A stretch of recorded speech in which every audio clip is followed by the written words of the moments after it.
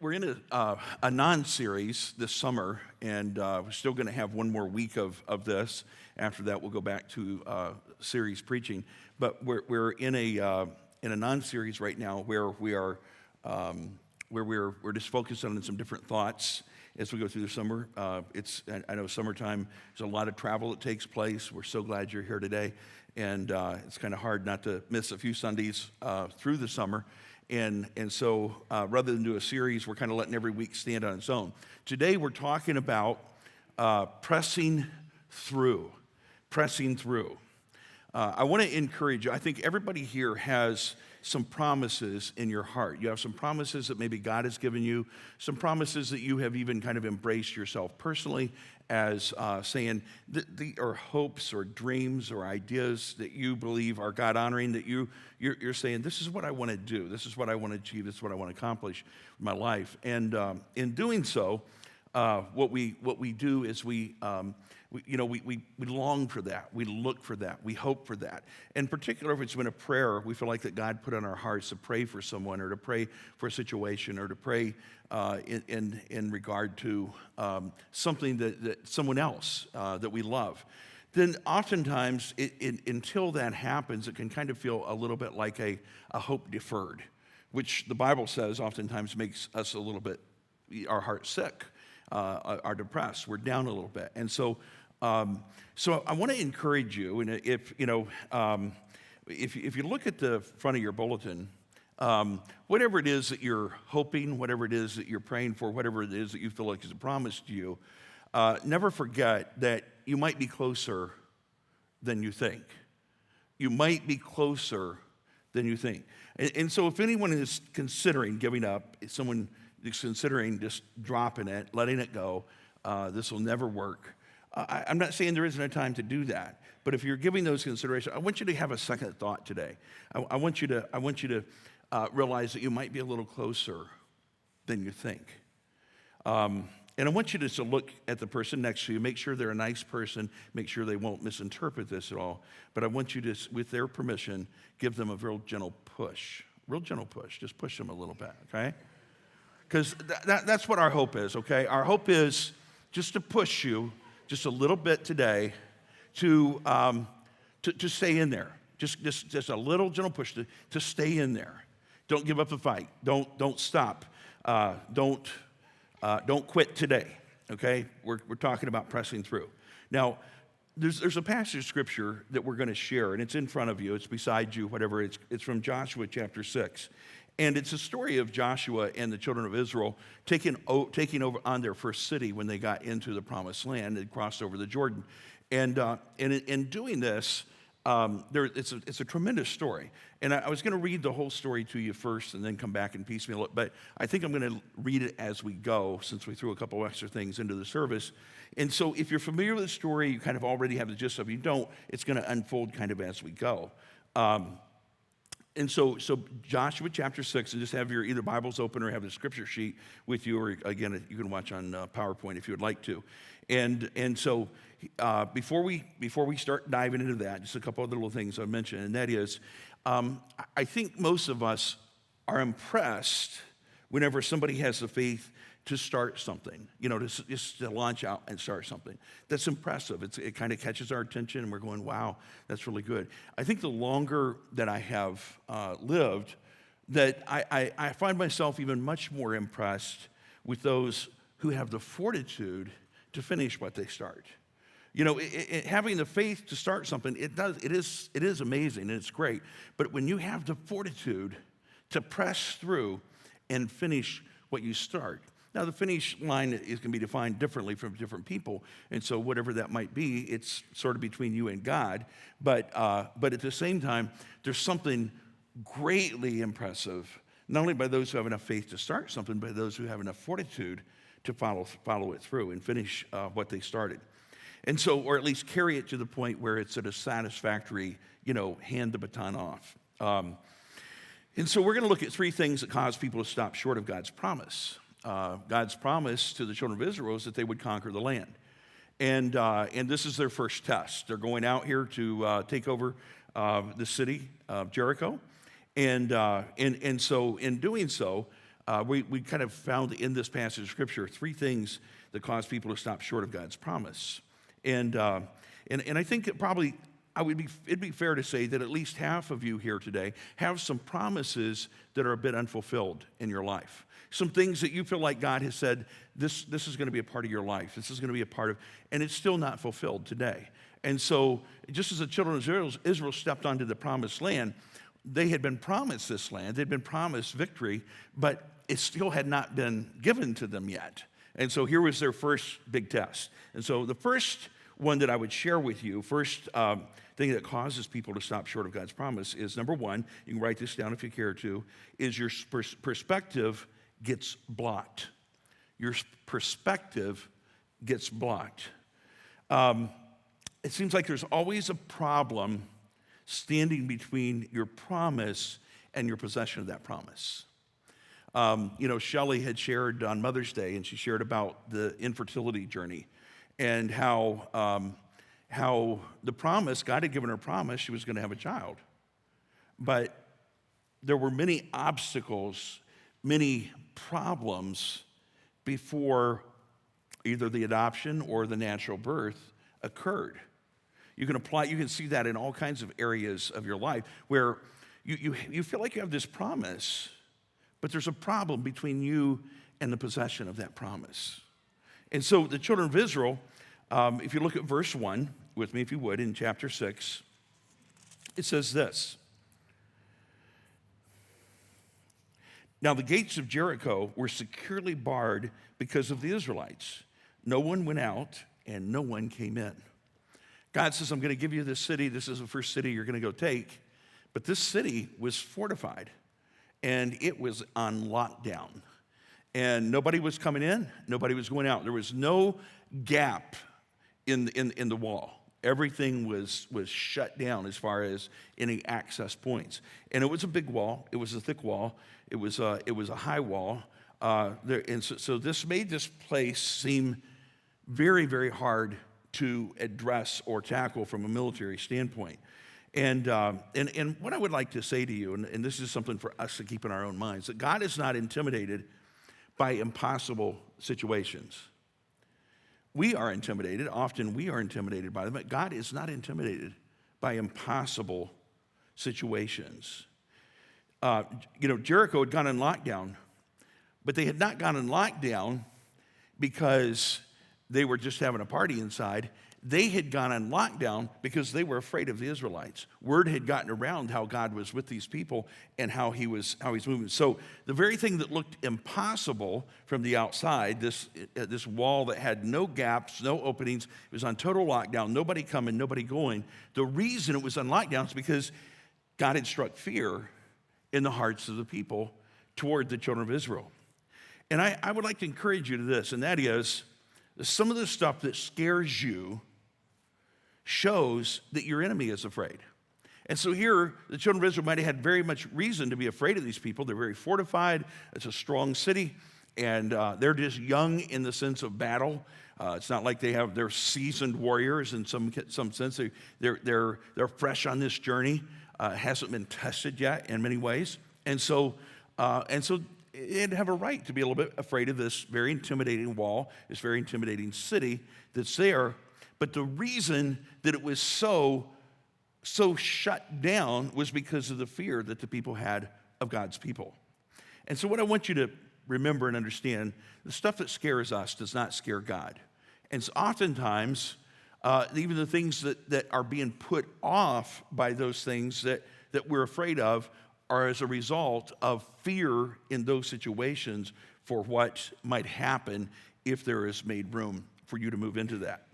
Verse 2 gives us an interesting take here. It says, the Lord said to Joshua, see, I have delivered Jericho into your hands, along with its king and its fighting men. Now,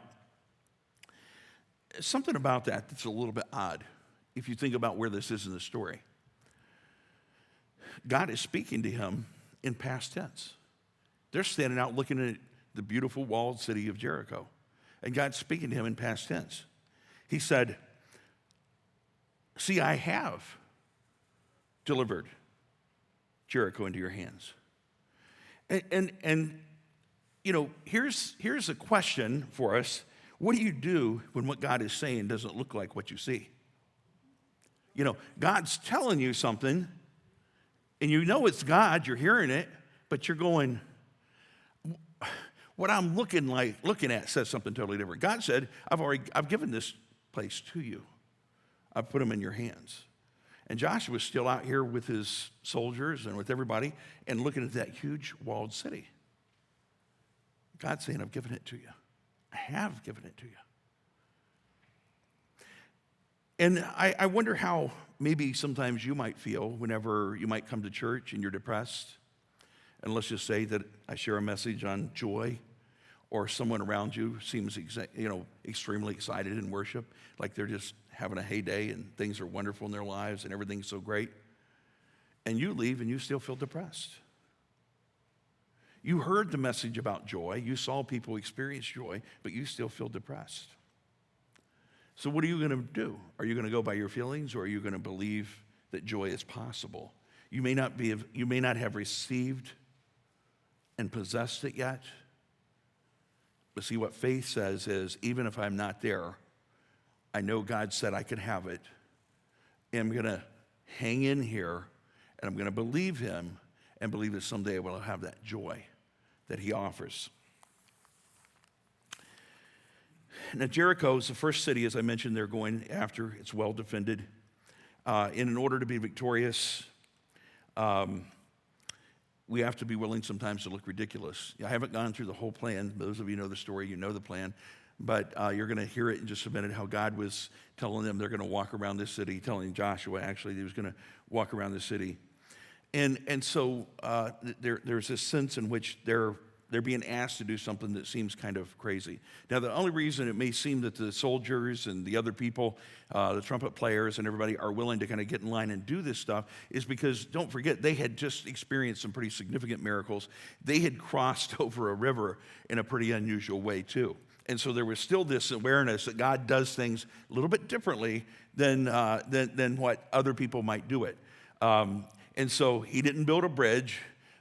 He actually took them across at flood time, but he backed up the waters and they walked across on dry land. So there's awareness here. God does do things a little differently than what we might do or what we might think. And there was some confidence in Joshua's leadership and so a willingness to follow. But what they saw was not in any way convincing. What they were looking at and taking over the city, Joshua's plan of action in no way was an easy sell in one sense. Now, it appears as though they bought in, they did what he said, and they followed along based on the fact that they'd followed him before and God had worked. But from a standpoint of a military plan, this seemed like a big dud of a plan. And so sometimes what we see, I just want to say this in passing here, sometimes what we see with our eyes is blocking us from being able to see what God is doing. What we see with our eyes, they could see the wall, they could see the power of that wall, the intensity of that wall, and knowing that there was, an army inside that wall or atop that wall, that it was very, very challenging.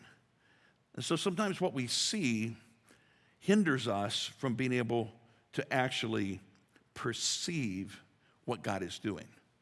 And that's part of our human nature, and that's where we have to look through the eyes of faith. The second thing, if you want to write it down, is this.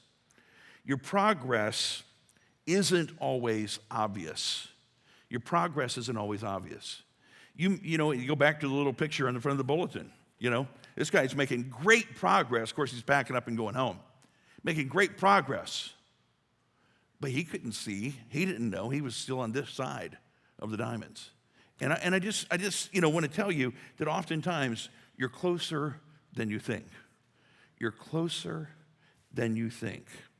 Your progress isn't always obvious. Number 2, look at verse 3, and I'm going to read down through verse 5 at this point. Verse 3, picking up, says, march around the city once. And this is the Lord speaking to Joshua.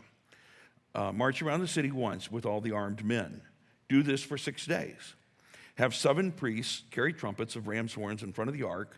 On the 7th day, march around the city 7 times with the priests blowing the trumpets. When you hear them sound a loud blast on the trumpets, have the whole army give a loud shout. Then the wall of the city will collapse, and the army will go up, everyone straight in. Now, understand, this is what God was telling Joshua. This was not God making this announcement to everyone. He was having this conversation with Joshua. And he's saying that they're supposed to go around the wall, and at the end of the day, on the seventh day and the seventh trip around, the wall will collapse. Now, if I'm Joshua and I'm having to sell this to the people, I would have been saying something like this. God, your plans are far superior to my plans and everything else, and I understand this. But let me ask you this, just so we can build a little momentum. On that first day, as we're kind of finishing up, could you let a few bricks fall off? Just like, we could just do that. And then on that second day, somewhere along the way, a few more bricks fall off. I think we could really get some faith going. We could really get some momentum going. That isn't how it happened. That isn't what God said to do. He said, walk around it once 6 days, and on the seventh day, walk around it 7 times, have the horns blow their trumpets, and the people shout, and then the walls will come down. That just seems a little bit to me like, God, are you, can't you just give a little with us here? Can't you give us a little room? I mean, can't you tease us along the way a little bit? Just throw out a few crumbs along the way. I mean, keep us coming. See, sometimes we have a tendency to look at this and go, I feel like I'm just spinning my wheels. I feel like everything I'm doing is not making any difference whatsoever. I feel like God gave me this promise that my child was going to commit his life to Christ. I mean, they're 34 years old, and they seem farther away from God than ever. I mean, God, if you're really going to do it, at least knock a few bricks off or something. Show me. Give me some evidence that you're working. Show me. And you know what? Sometimes he does, but there are times he doesn't. And there are times those kinds of promises even come fulfilled after a funeral has happened, after someone has already gone ahead and gotten their eternal reward. And so our tendency is one to tell God, now, I know you work different ways in how we think and all that, and so I'm willing to go along with it, but you've got to drop some bricks along the way. God says, I don't have to if I don't. No, what I have to do is develop the kind of faith in you you're going to need to be able to conquer this entire land. I have to develop something in you before I can have this promise fulfilled for you. I don't know what it is that is feeling like a Jericho wall in front of you today. And obviously, we're not here just to talk about the Jericho wall. It's our example so we can talk about what God's doing in your life. Because one of the things I've mentioned, especially a couple years ago, I was just really saying this often, one of the things that informs my life more than anything else is trying to understand how God works. If I can understand how God works and look across kind of the broad scheme of how he works, it gives guidance to my day-to-day and my week-to-week and my year-to-year decision making. And so in this situation, we have a view of how God works. It's not the only way he works, but this is a way he works.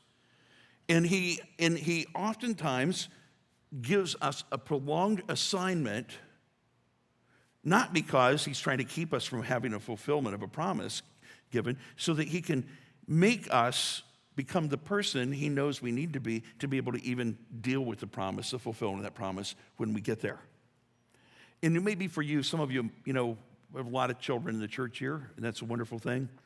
And it may be raising kids. You may think, I mean, I'm going to be, it feels like I'm making no progress here. It feels like we're the same place we were 3 years ago. And then your kid might be a young adult. And it's not about wishing they would come home and see you. It's wishing they'd get out of your home, I mean, and you're going, when is this going to end? I mean, when is this, when? There's a lot of practical things in there, but it might be financial setbacks. You had goals all laid out. You even gone to financial peace, and you'd set out your plan, and you're on track and everything else, and then you have this setback and this setback and this setback and another setback and then another setback, and you're thinking, man, I am making no progress on this. So your progress isn't always obvious. Sometimes we have to walk by faith, not by sight. We have to walk based on the promise that we know that God has given us, not on the immediate circumstances that we find ourselves in. God told Joshua, in so many words, you're going to have to walk this one out. 6 days in, and then let's do kind of a wrap up here on the seventh day, and you're going to have to, what I'm doing, we're conditioning these guys to be able to make this walk 7 times around here on the last day. So he's like, you got to walk it out. Yes, I've given you the city, but in order for you to receive it, you have to walk it out. And I just want to say to you today, there's some things in our lives we're going to have to walk it out, even when we can't see what God is doing. You're going to have to walk it out.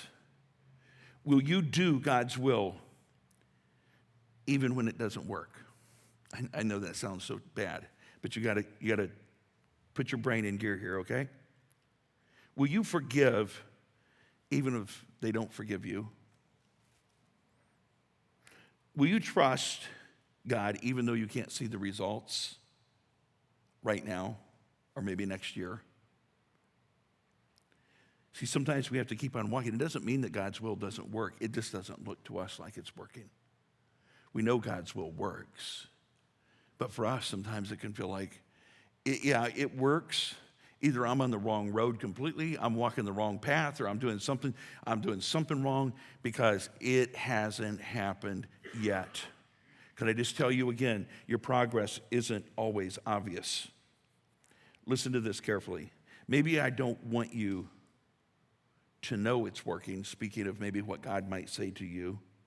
Maybe I don't want you to know it's working on the outside, because of what I'm doing on the inside. In the situation, even walking around the wall of Jericho, God was striking deep fear to the hearts of the people there. They were very, very fearful. You're walking around and looking at that great wall. You don't know that. You know they've holed up, but you don't know all of that. But what I also want to say is this. Sometimes God doesn't let us see the progress we want to see on the outside because of the progress he wants to make on the inside of us. There have been a few conversations I've had with God where I've just said, surely God, I mean, we've worked this over every way we can. We've turned it upside down. We've turned it right side up. We've turned it sideways. We've turned it every angle you can think of, God. And as far as I know, I'm with you. I'm cooperating. I'm walking. I'm following. I'm doing what it is I think that you commanded me to do, as far as I know. Why aren't we seeing the result? And that sounds like a really good discussion, and it sounds like a really good question. But here's what I've come to believe and know personally, and I'm sure I'll learn it many more times before this journey's over. God is not obligated to tell me when. He's not obligated. And oftentimes, if he did, just the kids we are, we would argue with him. Because if he let us know it was going to be a little longer than we had hoped for, we'd be like our kids. But you promised me, God, and you tell your kids, no, you can't do this event. You can't do this. But you promised me we could. Yeah, I did, but not until you're this age, or not until you're this, or not until. And so sometimes you want to explain everything to your children, and as much as you can, it's good to. But there are some times whenever you just have to kind of keep the cards a little close to your chest and just go, really, in this situation, we're just not going to do that. Because they're not able to they're going to argue with any answer you give them, and you're not able to have that kind of an argument at this stage in life. It's just all it does is create more conflict. And so sometimes we do have to kind of shut the door in that. I believe that God sometimes shuts the door because of what he is doing in us, not because he's being mean or difficult or hard to deal with or anything else. He just simply knows best. And as a result, he has to keep some things to himself and let us keep walking. And what happens while we keep walking prepares us for when the promise is fulfilled. See, the outcome is God's responsibility. Obedience is my responsibility. Outcome is God's responsibility. Obedience is mine. And man, I've wanted to change positions so many times with God on that. And just going, God, here, I can tell you exactly how this needs to be done. So you do it this way, and it's all going to work out just fine. We're going to get this result, and it's going to be great. God's never given me the permission to do that. Mine is to obey. His responsibility is the outcome.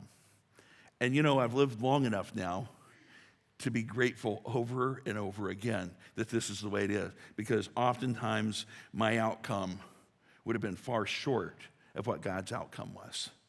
It would have been very different, and it may have been okay, but it would not have been what it could have been if I'd allowed the outcome to be God's outcome. Verse 6 to 10, if you'll look at those real quickly with me. It says this, so Joshua, son of Nun, called the priests and said to them, take up the ark of the covenant of the Lord and have 7 priests carry trumpets in front of it. And he ordered the army, advance, march around the city with an armed guard going ahead of the ark of the Lord. When Joshua had spoken to the people, the 7 priests carrying the 7 trumpets before the Lord went forward, blowing their trumpets, and the ark of the Lord's covenant followed them. The armed guard marched ahead of the priests who blew the trumpets, and the rear guard followed the ark. All this time the trumpets were sounding. But Joshua had commanded the army, do not give a war cry. Do not raise your voices. In other words, be quiet, kind of seal your mouth. Do not say a word until the day I tell you to shout. Then shout.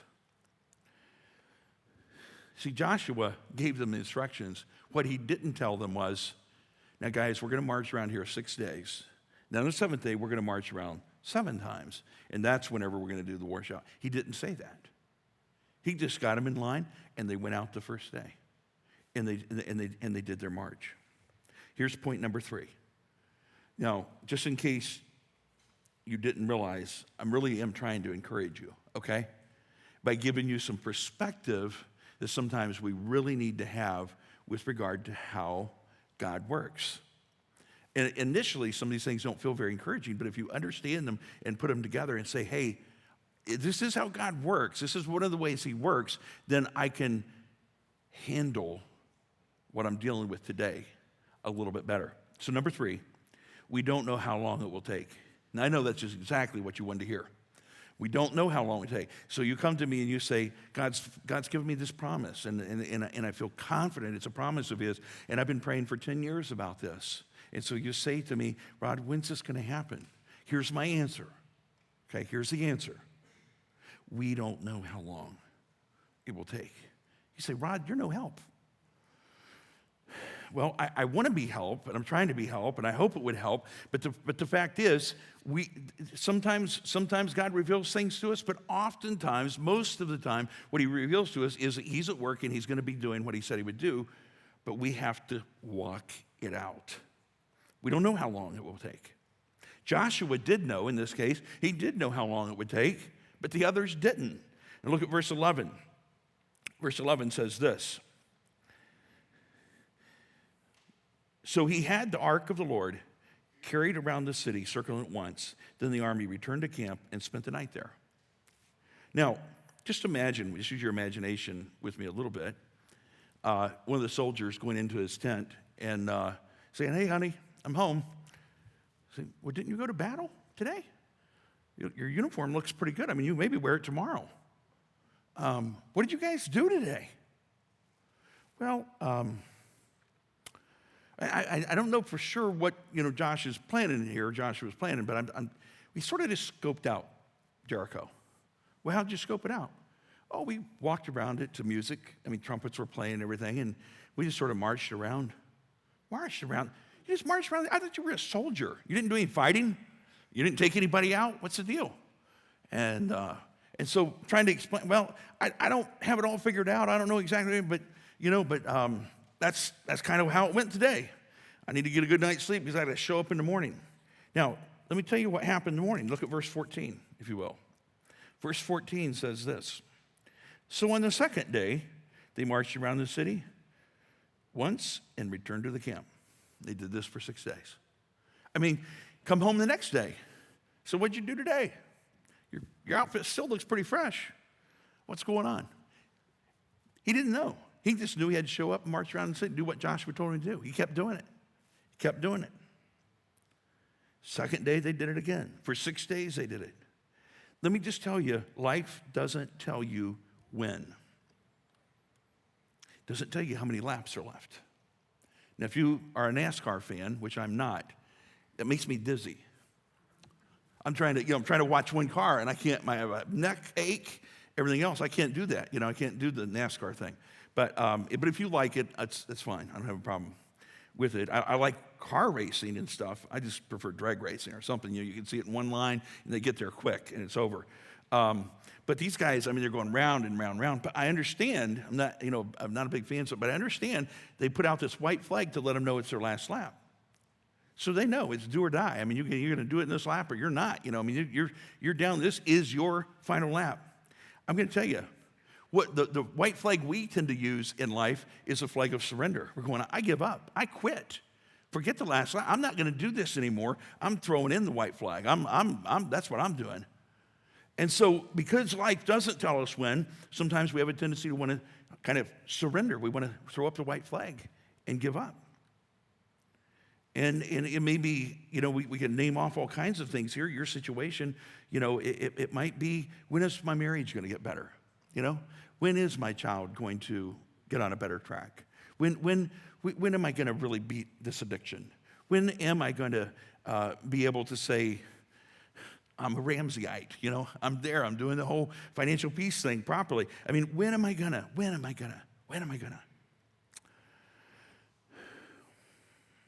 I can't tell you today when. And I don't think God will tell you when. But I think what he does say is, trust me, don't stop. Don't stop. I may be here today just to tell somebody, or maybe a few somebodies, that even though you can't see it with your eyes, even though you don't know it in your heart, that today might be day 7 and you're on lap 6. All I'm here to do is say, don't stop.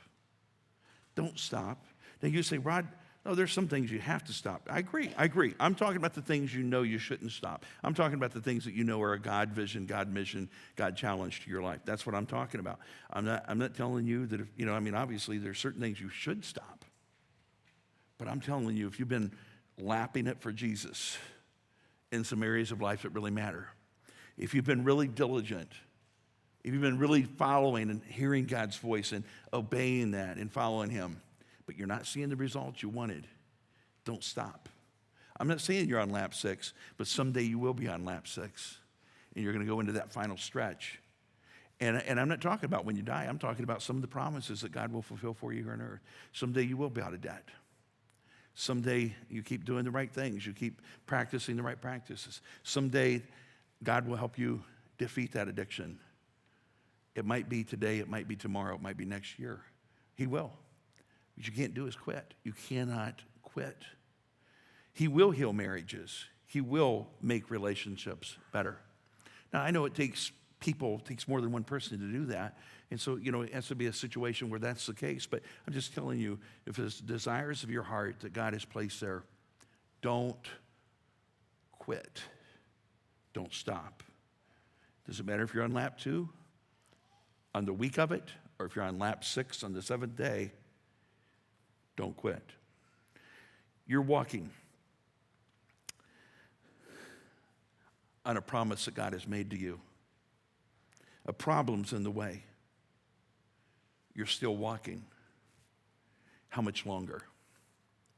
I don't know, but I would say this, and this is no comfort, but it is true.